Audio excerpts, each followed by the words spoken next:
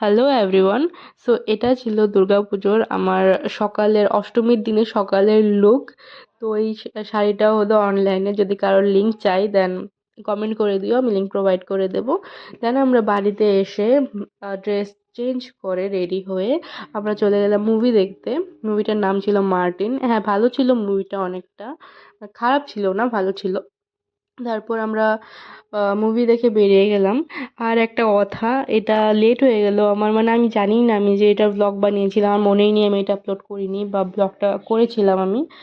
তো আমি এক্সামের পর স্ক্রল করছিলাম গ্যালারি, দেন তখন আমি দেখলাম যে এই ব্লগটা রয়েছে যেটা আমি আপলোড করিনি, এখনো এডিট পর্যন্ত করিনি।